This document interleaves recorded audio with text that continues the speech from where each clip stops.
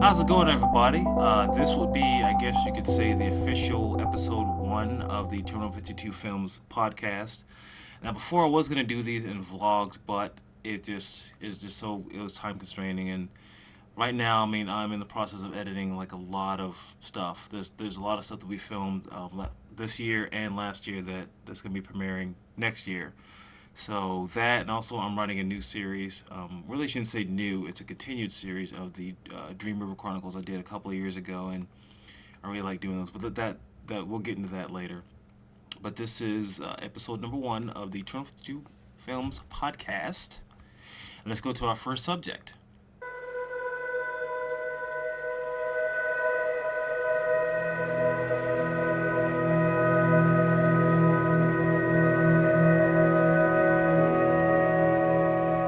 All right, so our first subject is going to be When the Night Falls is Almost Wrapped.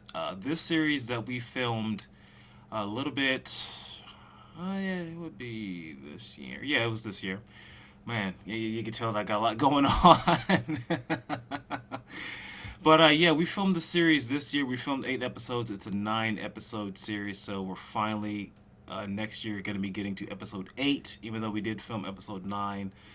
Technically, I was going to film episode 8 back in my hometown, Seattle, but as I said before, I've been so busy with so much stuff that I can't do it. So I had to change the story around just a little bit, and we're going to be filming it here in Florida. I'm going to be having a casting call for that next year, which I'm really looking forward to. Um, it's going to be holding that on January 3rd. I'm going to go ahead, even though this is a podcast, I'm going to go ahead and put put you the link to that if you got anyone out there who wants to come out to that. That episode is called Episode 8 Downpour. It's a little bit of a flashback, a little bit of the history of the main character that I play, Victor Crow, when he was a kid, with him and his family, what happened with his family, his parents.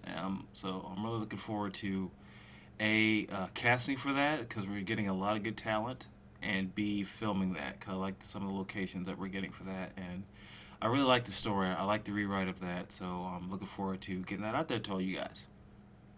All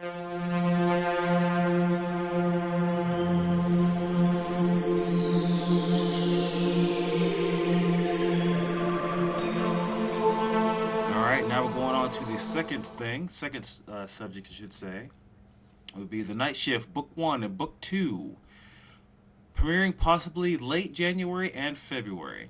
Now, this is a film that I filmed last year, and because of filming some other things, but also because of the effects, because this is something that I kind of wish I would have went more practical than CG. There's a lot of effects in this. There's a lot of effects in this story, and this is why it's taken me almost a year and a half, going on 2 years, to finally getting this done and premiering it.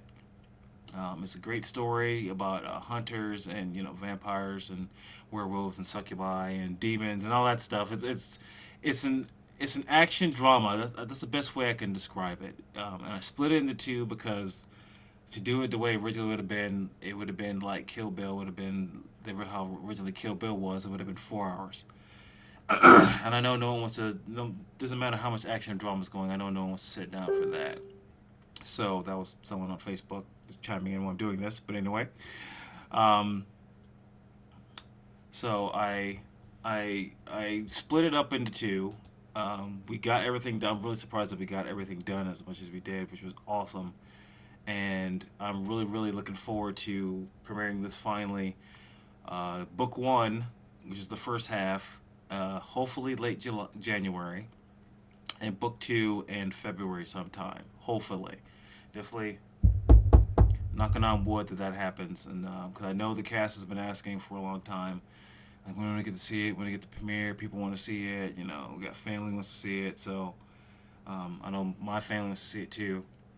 So I'm really looking forward to showing off both of those, and hopefully late January for book one, and then sometime in February for book two.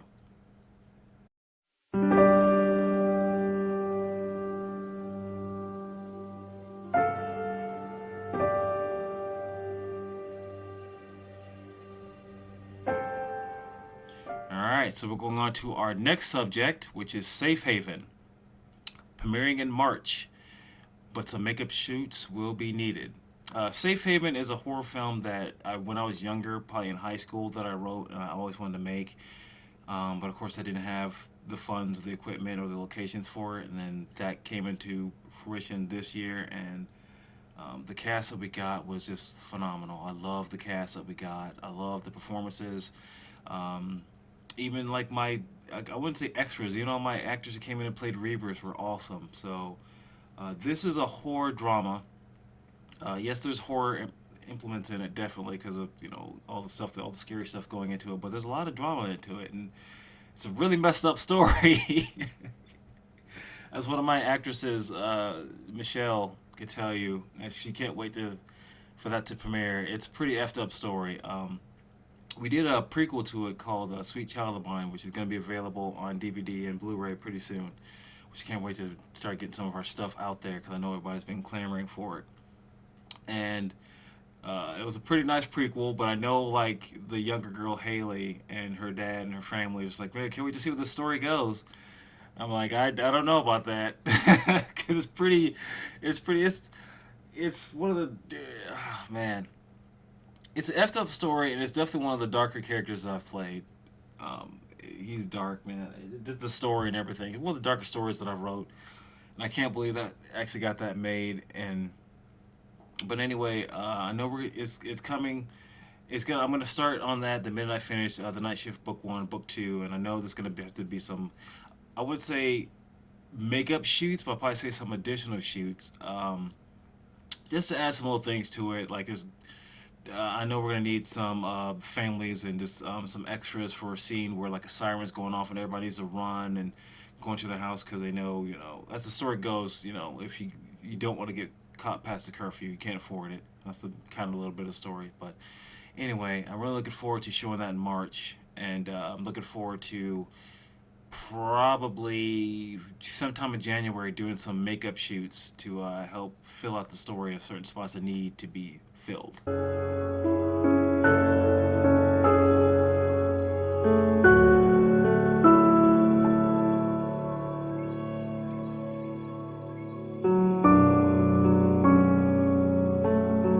Okay, and now we're continuing on to our fourth subject. The Baylor Case reboot. Short film Devil's Night has been wrapped. Now, the Baylor Case has been, that whole universe of the Baylor Case has been something that I've loved writing for, I've loved filming, I've loved casting for, of editing for, showing off. The whole mythology of Christina Bailey and her family has always been dear to my heart. It's one of the many scripts back when I was younger in high school that I wrote, and the first film definitely holds a special place in my heart because it took 4 times to get made. It really did. The first time I was just so gung-ho about making it, I tried to make it all by myself. Director, producer, camera, acting in it, being on crew, setting up lighting, getting locations, trying to get catering. I had so many hats on trying to do it the first time that it just was not gonna work.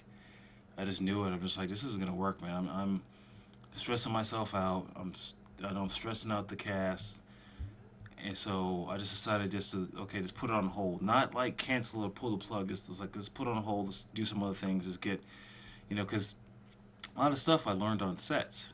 I learned from my best friend Byron, and also learning on various sets.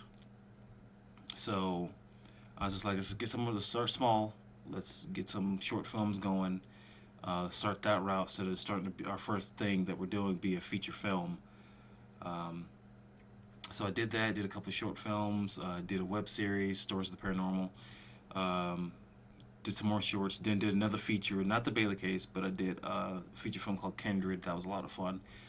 Um, so that I tried to make it again. Same thing happened. I did have some crew, but then they started dropping off, so it didn't happen. So then I tried to make it a third time. I had to recast it again, get a new cast in there, get some more crew, locations. The key location being the Bailey House, it dropped out. It fell through. So that hurt because it was a perfect house. You know, I was just like, man, after the third time, like I almost gave up on it. I almost said to myself, like, okay, this project isn't destined to happen. So it's just, ugh. But then by chance, found a house thanks to an actress friend of mine. Went out to the owners, told them the story. They loved it. Um, they said we could film out there as long as you want. It was perfect. The house was perfect. They looked at the surrounding areas because it was one of those houses, long trail surrounded by woods. It was perfect. It was creepy. It actually was haunted, so it was perfect. Got my crew together, recasted it again. I think the fourth time was the charm because the cast we got was just amazing. It was an amazing cast. I've worked with a lot of people in that cast. I became really good friends with a lot of people in that cast. It was just magic. Long shoots, yes, but it was magic. Just getting the house, getting the cast, getting the performances, getting even some of the extras, who they're awesome, and it happened. It worked. Got it done. Um, got everything done. Sat in the cave for months. Made sure everything was good. It came together perfect, great. You had the premiere at the Indian Theater, which I love that theater. Anyone in the Central Florida area would know what I'm talking about the Indian Theater. Indian Theater is such a beautiful theater, and they've been upgrading and upgrading and upgrading. Like it's just becoming just a beautiful. It's already a beautiful theater, but still love the upgrades they're adding to it. Just make it even more beautiful. But anyway, held a premiere for that. Really wasn't expecting to have that many people. So I was expecting like maybe friends and cast and crew. We had 240 people in a theater that seats 240 people. So we pretty much we sold it out. It was I was gonna get there like the premiere time I think was 11 a.m. I was gonna get there at 10 to set up everything. People were there at 9:30, like lines of people at 9:30. I couldn't believe it. I was just like, wow, this is amazing. And it's just sit in the theater and just have everyone laugh when they're supposed to laugh, get scared when they're supposed to get scared, cheer like at all the kill scenes, which is amazing. It was just an awesome feeling. And so that's why I always say that the Baylor Case it's one of my favorite films just because everything that just happened with it. It's just one of my favorite ones I've ever made. Um, Made a sequel to it because I always envisioned the Baylor Case being a trilogy. I always have. I always knew where I wanted the first movie to go, the middle film to go, and then the last film to go. It was going to be a trilogy. That's it. Not a ton of it. Just a trilogy. Made the sequel. Found a couple locations that we needed. Actually, found all the locations we needed. A new cast, because yeah, a new cast because it's a sequel. Um, didn't go exactly how I wanted it. There's a couple locations just because of sound issues. Just some of the sounds, just because of either being near a highway and there's cars going, and just a couple issues anyway. Then I kind of got the idea for a prequel to kind of explain like where Christina Bailey and her family came from. Let's give a little backstory. Because originally in the sequel was going to show like a little bit of backstory with it, but I'm like, no, this is too much history there that I've created, so I got to make a full film. So after filming the sequel, we went straight into production on the prequel. And it was kind of cool because it was set in the '80s, and me being a kid of the '80s. It was just awesome just to see all the suits and have all the '80s music playing and have everyone saying all the '80s lingo. It was really cool. That was Baylor Case, Sins of the Father. The prequel was called Baylor Case Sanctum. Um, a couple little bit story. After we filmed that, there was a little bit of pieces missing that I wanted to do a web series called the Baylor Case Shorts. Because I did do, after the first film, I did do a short film prequel called The Visit that kind of bridged the gap between the Baylor Case and Baylor Case Sanctum. But there's some more story going, so I want to make a little web series. That went pretty good. Once again, lucked out by getting a great cast. After everything was done, edited the sequel and the prequel and some of the shorts. After getting a good reception for the Baylor Case, I guess you could almost say sequel short with The Visit because it bridged the gap. But anyway, after getting a good reception with that, we had a premiere for that in Tampa. Had a premiere. I got a little busy doing some other things. I think Night Shift being one of them, and the Hunter Circle, and Second Sight, and Hunter's Moon, and Came in the Night. Those kind of took up some time, so Baylor Case kind of got pushed back a little bit. Finally had a little premiere. Watched both the sequel and the prequel. They were good, but they weren't as good as the first film, in my opinion. Like I felt the first Baylor Case film like had a lot of magic to it, and a lot of good stuff. It's just, and it's mainly probably my fault. Just I don't know, just overdoing stuff. Just filming too much stuff, as people always say I do, which I do. I can't help it. I love this business so much, so I just try to slow myself down sometimes. Which this year I'm actually proud of myself for slowing myself down. But anyway, so filmed a couple more things. The Night Shift, Book 1, Book 2, Safe Haven, When the Night Falls, um, Indigo, New Dawn, just a couple other things. And then a couple films came out that I really, really liked. One independent films, one called It Waits. Great film. An actor, Sam, that I work with in Safe Haven, she suggested that film to me, and I watched it, and I was like, wow, it's amazing. I love the atmosphere and the story. Another one being The Gallows, because it was another found footage film, and kind of grew tired of, or have grown tired of Paranormal Activity because it really doesn't show anything. And films like that, I just don't like. Just there's no payoff for anything. But anyway, watched The Gallows. Read the story about the filmmakers and how they got it made, and thought to myself, I know this is a long rant. I just like to talk. Anyway, I thought to myself, as good as The Gallows was, as much pub as that got, as much as It Waits got, as much as Paranormal Activity still is getting, whatever. Thought to myself, I was like, I think the Baylor Case could do that. I feel like if I have a budget, because Baylor Case, everything that happened in Baylor Case came out of my pocket. It was out of my pocket. So like every paycheck from work was spent putting some money aside and getting stuff and getting locations and food and everything for everyone for the Baylor Case. So I feel like if the Baylor Case had a budget, I think the same buzz that It Waits and The Gallows got, the Baylor Case could easily get, because the mythology is I love the mythology. I love the characters. The Baileys are an awesome group. So I thought to myself,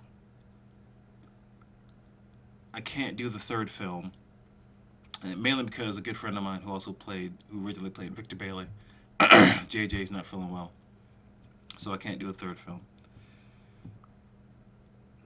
And he was a central part, and then some other things with some other actors I don't want to get into. But anyway, I felt like if I actually had a budget for the Baylor Case, I'm gonna have that same buzz. So I thought to myself, okay, I want to do a short film, totally new cast, totally new Baileys, totally new story.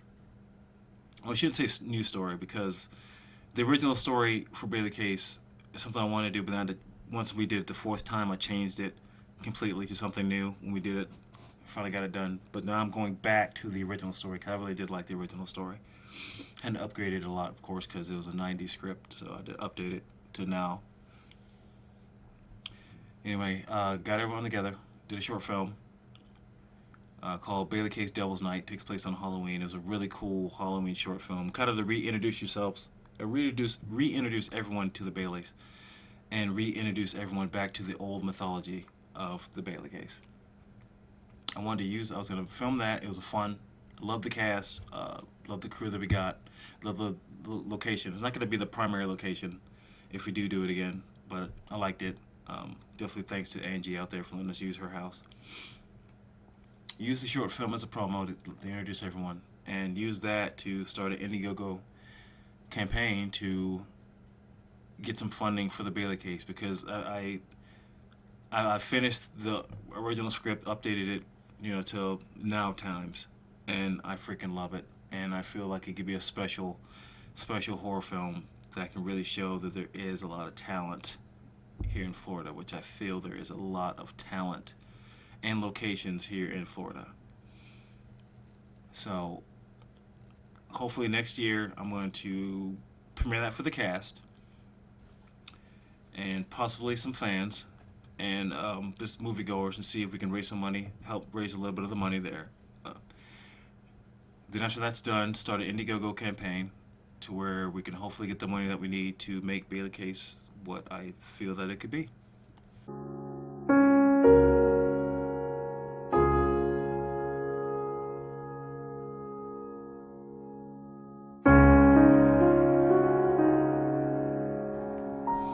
All right, now we're moving on to our next subject, Dreamweaver Chronicles. PG and PG-13 type short films, casting possibly in February or March.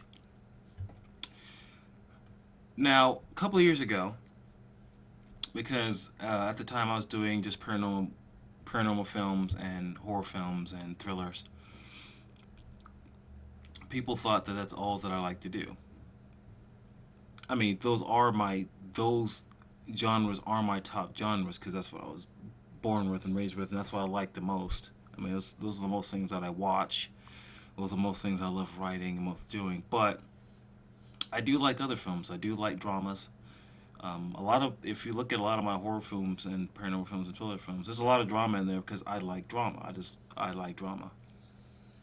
But I also like to do family films. Um, Not comedy. I'm not good at comedy. But family, drama, action, feel-good stories. I do like doing those. I don't like, I'm not fully just the misery films. I do like doing feel-good films. So a couple of years ago, I wanted to do films like that, but I didn't know if that would work if I did them under Terminal 52 Films, because was just doing just horror and paranormal, and then people see like, even though it could be like, this is a dog's life by Terminal 52 Films, people would think it's a horror movie about a killer dog. So I created a sister company called Cold Fusion Filmworks, and I did about 10 short films called the Dreamweaver Chronicles. And the main reason called Dreamweaver, not just because, last name Weaver, Kelly Weaver, because all these stories I've dreamt about before. I've woke up, I've wrote them down. Which any writer out there, if you have a dream like that, that's the best thing to do. Like if you think about something, that's the best thing to do. Just sit down, just write it down. Pen and paper or a computer, just write it down. That's pretty much what the Dreamweaver Chronicles were. And a lot of those films were really good. Had a nice casting for it. Got a lot of great performances. A lot of the stories I really, really loved. Haunted is not what you think it is, but that movie, I tell you, every time I watch that short film, I want to cry because that movie makes me cry so bad. I don't know what it is. I don't know if it's just because the way the performances. I'm thinking it's mainly a little bit of the performances, a little bit of the story that I wrote. That movie makes me cry all the time. Time is another one I like. That was my first instrumental short film. I've never done a film like that. That was definitely experimental, doing something like that, and that was a lot of fun. I love that. I love the story with that. Just everyone just telling you a story with their faces and their emotions. So that was just a really, really good one. I like doing time. Second Sight is probably one of my favorite murder mysteries that I've written. That was, I love murder mysteries, and that one was so cool. And I really, really liked that one. A bunch of others I liked. So every now and then I get in these moods that I'm like, I want to write some feel-good stories. Now there were two short films in the Dreamweaver Chronicles, the first series of them, or volume, I guess I could say, that I felt because I didn't have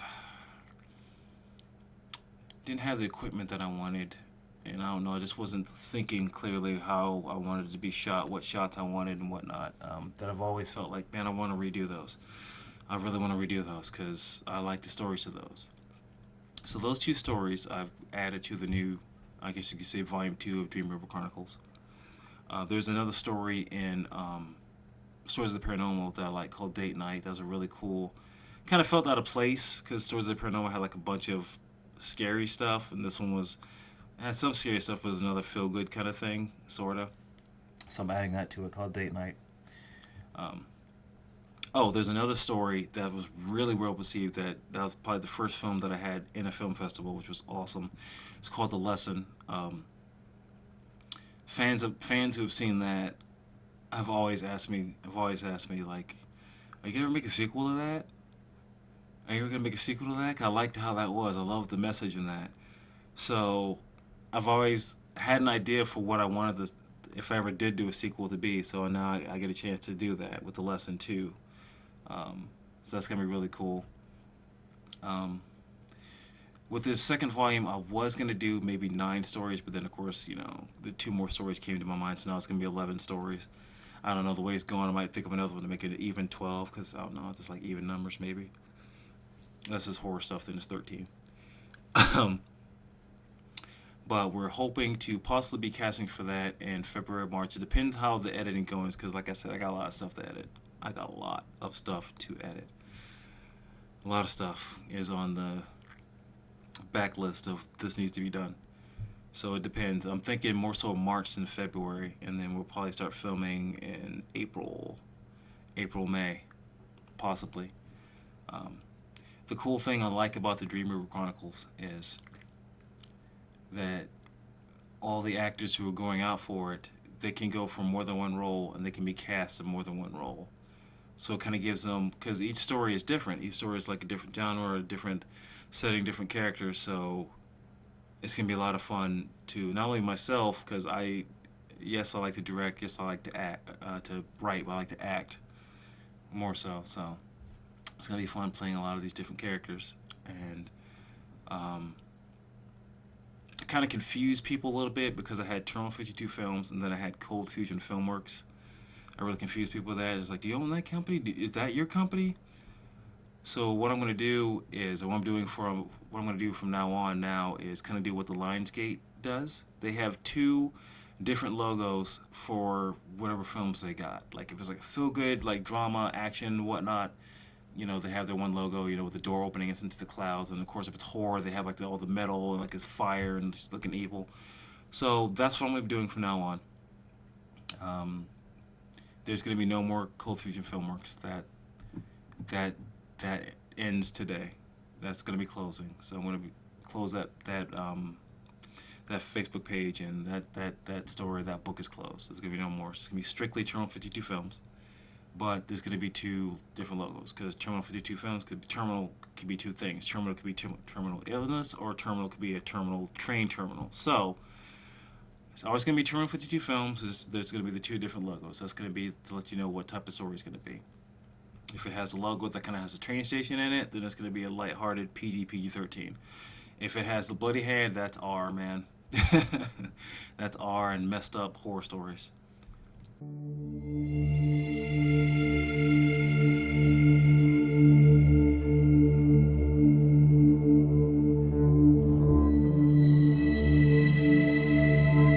Alright, so now we are to our last subject, the Brotheren Saga.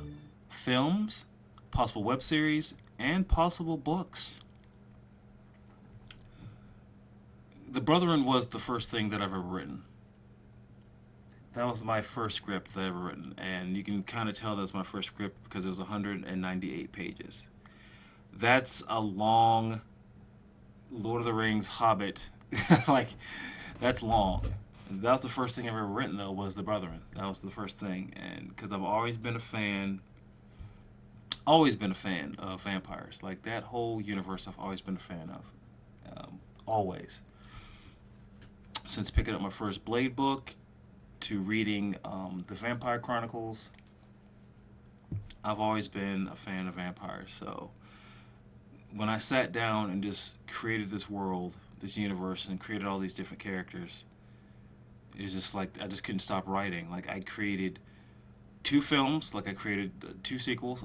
This is another one that I've always envisioned being a trilogy. So I created 2 sequels, but there's so much story that I was writing. Like, I couldn't believe it that I even made a 20-episode web series, because I was writing so much. Because like after the first film, there's such a big gap that I jump from the first film to the second film, I was like, there's a lot of story still in there, and like, who is this person? Who's that person? Like, what? How did this happen? That I was just like, I'm probably just gonna flesh it out in the web series. And just going back and reading the first film, reading the sequel, reading the web series, I was just like, holy! I wrote so much stuff because even the web series, each episode was like an hour long. It was insane. I couldn't believe how much I wrote. But the first script I sent to my friend Byron, um, my best friend Byron, who gave me my first acting gig, which I'm forever grateful for him for doing that. He didn't have to do that, but I'm glad that I proved myself to him and his AD that I was good enough for the job. I gave him the script, and he's like, "This script is really good." He's like, "For a first-time writer, the script is really good." That's fine. That's getting that seal of approval from him because he's even though he's my friend, he will be critical of stuff. He'll tell me the truth. Will let me know this works, that doesn't work, change that. But for him to say that, to get that seal of approval, I knew it was like, man, okay, I knew I can write. I knew I could. I knew I can create these universes. But of course, being the first, starting off with my company, T52 Films, where it was just me. There's no way I could do this film. I tried my best to. I usually tell writers this every now and then. I don't know if this makes sense, but it depends on what type of story you're trying to write for. Are you trying to write it independently, or are you trying to write it big budget? And if you're starting independent film and you know you can't get the budgets, then try to write the film independently. Like, try to write it where you can place it here and there. Stuff that you're capable of doing. Locations you're capable of getting was what I should say. So I tried to write the first script as independent as I could, but I still knew there's no way. Even if I was to get the cast, by myself, there's no way. So I always put it on the back burner, thinking to myself, okay, once I get to where I can get a good following, where I can get people who like working with me, get crew, I should say, mainly who like working with me. Then one of these years, I'm gonna do the Brotherhood. And of course, I waited too long because part of the story, a little movie called Twilight came out. And it's that old saying where we're all connected in our brainwaves, we're all connected in the universe. So I couldn't believe it because part of the story for Brotheren was vampire going to high school, meeting a girl. Not probably he didn't sparkle, thank God. And didn't have the long staring looks at each other where neither would say anything but just look at each other. Thank goodness he didn't have that. Try to keep it as real as possible. That came out and I was like, man, son of a biscuit eater. I'm not gonna be able to make this now because I'm gonna try to make it. Then everyone's gonna be like, "Oh, you're just doing a Twilight ripoff." Oh, so I'm like, oh God. But of course, now watching those films and going back and reading my scripts, they're not that close to the same. Which thank goodness they're not. But the first script was still 198 pages, and knowing what I know now, yeah, no one's going to sit down for a 4-hour vampire movie, no matter how much, as I said before, how much action and drama is going on. No one's going to sit down for that long. So I came to the conclusion I was going to split the first script into two films, and I was going to split the sequel script into two films, and then little bits and pieces of the web series. This is why I'm not sure if I'm going to do it or not, because I have been having a lot of fun and getting a good following with some of the web series I've done. Stories of Paranormal, Hunter's Moon, Awakening Tales, and now hopefully When the Night Falls, when that comes out. Which I can't wait for that to come out. Anyway, so I'm not sure if I'm going to do, as far as possible web series, but taking bits and pieces of the web series and putting them into the 4 films. And because I've noticed a lot of these films that are made off books, they always split the last film into 2. And of course, some of the recently ones have been 4 movies. Sparkle, Hunger Games, Maze Runner, etc., Divergent. So what I've done is I took the first film, kind of the first film script. I knew there's a good spot that I can stop right there, leave it at a cliffhanger, and continue on. So what my plan is, same with the Baylor Case, is we're not have a short film, but hopefully people see some of the new stuff that we're doing. People like some of the new stuff that we're doing, and people can help. We can start getting some funding from Indiegogo, maybe some investors and whatnot, because I really like the direction our company is going now. Because we've done a lot of stuff, but I think some of the stuff we've done recently has been really, really good, and that people are really gonna like. They're really gonna like some of these original stories. So I'm hoping to hopefully get some funding for the Brotheren to where this 4-part series can happen, because it's really it's like I said, it's one of our first scripts, so it's another thing that's dear to me. I wrote the Brotheren first, wrote Baylor Case second. It's one of these things where I'm really hoping that it can take off. Hopefully we can get funding for the first film, because the first film I don't think it's going to need that much funding, just because I split it up, and a lot of the big set pieces, or big location pieces I should say, are in the second film. So hopefully we can do the first film. Now as for the books, a lot of people and a lot of parents I've met, of some of the kid actors I've worked with, have said, I think you should start writing books, because your stories and just your writing is just, we love it. We love your stories. And I've always thought about that, because I do write a lot. Like, I probably write more than I film and edit, easily.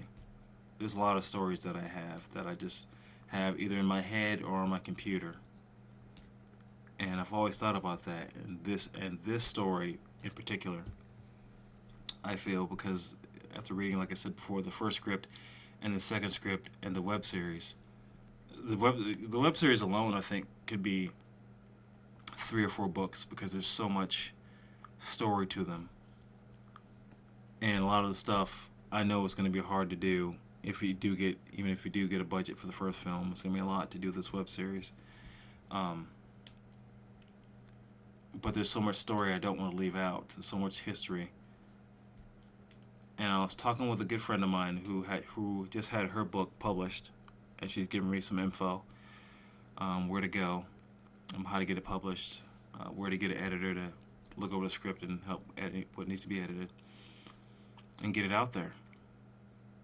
And it's something I've always thought of. As much as I write, there's certain stories I know, it's like, man, no one's ever going to give me money for this. But if I write as a book, they might buy it and read it. And, you know, I know not to sound like a broken record, I feel like there's a lot of history with the Brotheren, like the whole mythology of this universe and all these characters. It's just so rich and ripe for the taking that I'm thinking probably not web series, definitely films, but probably books to help fill in some gaps. Kind of almost like what Star Wars is doing now with, you know, Aftermath and all the different books that they got coming out. Lost Stars. Those are 2 good books, by the way. Well, no, Lost Stars probably more so than Aftermath. Anyway, kind of like what they're doing with there, just to have stuff be canon. And just thinking, I'm possibly thinking maybe doing that with the Brotherhood. I'm thinking stick with the films, not do the web series, but then do the books to help fill in some gaps of people just like, well, what's that person's backstory, or what happened there? What's the history between those two that we weren't able to cover in the films, because, you know, you have to have pacing. So, yeah, I'm thinking films and possibly books for the Brothers Saga. But that's another thing that's probably not going to be next year, because next year, to end off this podcast, next year we're going to be premiering, as I said before, Night Shift Book 1, possibly late January, Night Shift Book 2, February. When the Night Falls, the web series, probably going to be, it was going to be January, but, you know, I have too much going on, so it's probably going to be February, along with book 2 of the Night Shift. Safe Haven definitely in March. And then hopefully also either March or February, hopefully premiering the Baylor Case Devil's Night, to help get that rolling along, because I'm thinking over the summer I would like to film the Baylor Case, the new script, the new story, everything new. and probably premiering that with another little short film that I did called Indigo New Dawn. It was just a short film. It was gonna possibly be something bigger. That's another thing that I was thinking, maybe just making books instead of films is Indigo, because that's another thing that's really big and rich that people like. So that's what I'm thinking. And then 2017, hopefully maybe starting. Well, actually, sorry, I'm getting ahead of myself. Filming Dreamweaver Chronicles first, then filming Baylor Case, and then hopefully 2017 film the first film of the Brothers Saga. Get that started. So I'm hoping that's planned. So we got a lot of plans. I know I've talked a lot, but this is the format that I'm probably going to be doing. It's a lot easier for me just to talk, record this, slap it together, and put it online, as opposed to filming a vlog video, having to stop, do the vlog video, then edit it all, instead of just continuing to write and edit and get stuff ready for next year, which is going to be big. There's a lot of stuff. This is probably the most stuff that I've premiered in a year ever, because there's so much stuff. But to all my night shift cast and crew out there, just be patient. I'll be marking a date soon. I'll be having a final trailer soon, I should say, premiere trailer. I'll be having a new poster, hopefully, same one with the date on it, having the premieres coming for both of those films. For my Safe Haven family out there, same thing for you guys. Just know it's possibly going to be March. If anything, it's probably going to be March. That's definitely going to be the date. For my Nightfall family, just be patient, y'all, because we got to film episode 8 on January 3rd just to wrap this series up. Also, another thing I forgot to mention in the first subject, we also need to film the ending to The Kingdom too. So I'll be probably posting castings and getting that stuff ready for that. And yeah, for my new Baylor Case family, great job with you guys, man. It was fun filming with you guys, and I'm looking forward to premiering that for you guys. And for my Indigo New Dawn people, same thing. Premiering the same thing. It's gonna be a little double feature, a little short film double feature, yo. But anyway, I think I've talked enough for this first episode of the T52 Films podcast, or the return to the podcast. And as I always say to you guys on Facebook, and I say to you guys when we're on set, let's get it!